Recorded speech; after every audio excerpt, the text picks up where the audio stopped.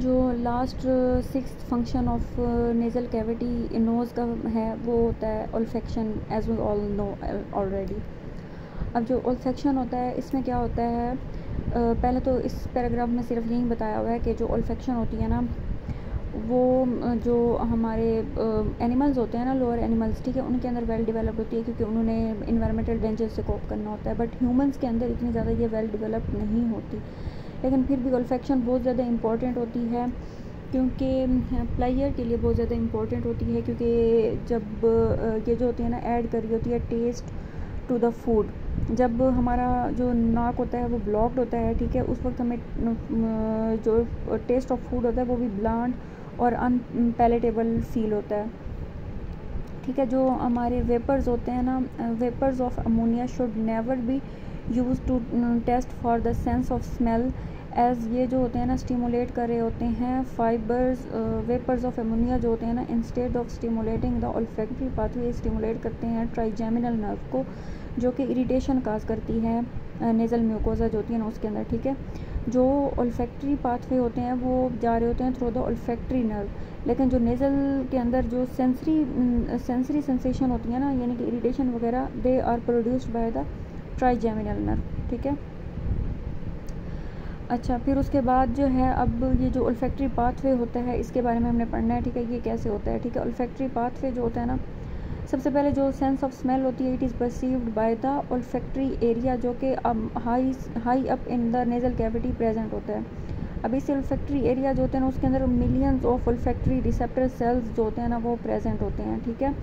इन olfactory receptor cells के अंदर ना दो तरह की प्रोसेसेस होती हैं, एक पेरिफेरल प्रोसेसेस होती हैं और दूसरी जो है ना सेंट्रल प्रोसेसेस होती हैं। जो पेरिफेरल प्रोसेसेस होती हैं इन ओल्फैक्टरी सेल्स से वो म्यूकोजल लेयर तक जाती हैं, उनके ऊपर जो है ना सेवरल सीलियाज प्रेजेंट होते हैं, और ये जो पेरिफेरल प्रोसेसेस होती हैं ना ये जो है ना सेंस ऑफ स्मेल को रिसीव कर रही होती हैं। मीनवाइल जो सेंट्रल प्रोसेसेस होती हैं ना वो ओल्फैक्टरी रिसेप्टर सेल्स से जो है ना ग्रुप करके ओल्फैक्टरी नर्व्स बना देती हैं, ठीक है, सेंट्रल प्रोसेसेस। और ये ओल्फैक्टरी नर्व्स जो होती हैं ना फिर पास करती हैं through the cribriform plate of ethmoid bone, और ये जो ओल्फैक्टरी नर्व्स होती हैं एंड हो जाती हैं in the mitral cells of the olfactory bulb. Olfactory bulb से फिर एक्सॉन्स जो होते हैं ना वो फॉर्म कर देते हैं ओल्फैक्टरी ट्रैक्ट, ठीक है। ये जो ओल्फैक्टरी ट्रैक्ट होता है फिर ये जाता है एमिग्डलोइड न्यूक्लियस में, जहाँ पे ये कॉन्शियस लेवल तक जाता है, और इसके अलावा ऑटोनोमिक नर्वस सिस्टम से भी ये एसोसिएटेड होता है थ्रू द हाइपोथैलेमिक लेवल।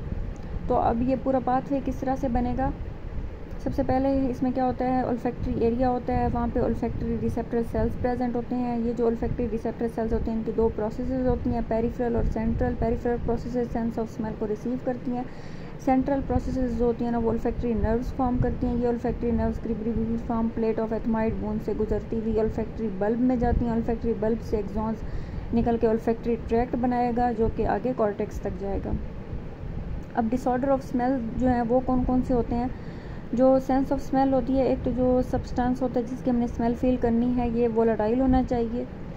दूसरा जो है जो ओल्फैक्टरी पाथवे होता है इट शुड बी अनइंटरप्टेड, यानी कि ओल्फैक्टरी म्यूकोजा से लेकर जो हमारा कॉर्टिकल सेंटर है वहाँ तक कोई भी इंटरप्शन नहीं होनी चाहिए। अब जो ओल्फैक्टरी डिसऑर्डर्स होते हैं उसमें क्या होता है, एक तो होती है एनोस्मिया यानी कि complete loss of sense of smell, या फिर हाइपोस्मिया जिसमें partial loss of sense of smell होता है। अब ये कंप्लीट या फिर पार्शियल लॉस की जो मोस्ट कॉमन कॉज होती है वो होती है हमारी नेज़ल ऑब्स्ट्रक्शन। नेज़ल ऑब्स्ट्रक्शन किसी भी वजह से हो सकती है, फॉरेन पार्टिकल हो गया, पॉलिप हो गया, या फिर इनलार्ज्ड वो कहता है म्यूकस मेम्ब्रेन हो गई कोल्ड की वजह से, एलर्जिक या फिर वेजोमोटर रेनाइटिस की वजह से।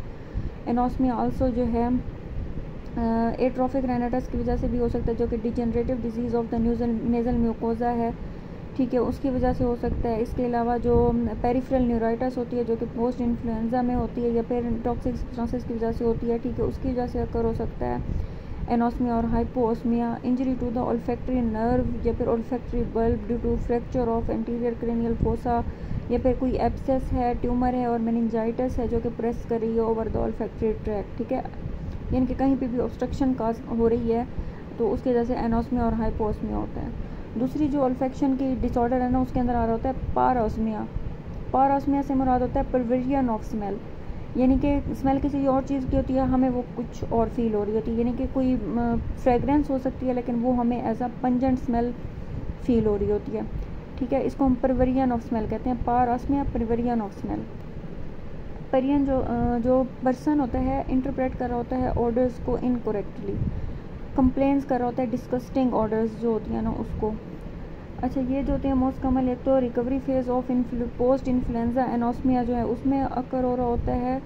एक्सप्लेनेशन इसकी क्या हो सकती है कि इन्फ्लुएंजा के वायरस की वजह से जो डीजनरेटेड न्यूरॉन्स होती हैं, जब उनकी क्या हो जाती है, मिस डायरेक्शन हो जाती है रीजनरेटेड नर्व फाइबर्स जो है ना उसकी, और इंट्राक्रेनियल ट्यूमर जो है ना उसकी वजह से भी पारऑस्मिया होता है। तो पारऑस्मिया क्या होता है, परवेरियन ऑफ स्मेल, ठीक है। डिस्गस्टिंग स्मेल्स आती हैं और ये किस वजह से हो सकती हैं, या तो पोस्ट इन्फ्लुएंजा एनोस्मिया की रिकवरी जिसमें रीजनरेशन की वजह से मिस डायरेक्टेड हो जाती हैं, और दूसरा हमने ट्यूमर को एक्सक्लूड करना होता है। सेंस ऑफ स्मेल को हम टेस्ट कर सकते हैं लेमन की मदद से, गार्लिक की मदद से, पेपरमिंट की मदद से, ठीक है, रोज़ ग्लव्स की मदद से, और हर नॉस्ट्रिल को सेपरेटली मेजर करना होता है। दूसरा क्या होता है कि क्वांटिटेटिव एस्टिमेशन, यानी कि क्वांटिटेटिव अल्फेक्ट्रोमेट्री जो होती है ना उसमें हमें स्पेशल इक्विपमेंट रिक्वायर्ड होते हैं।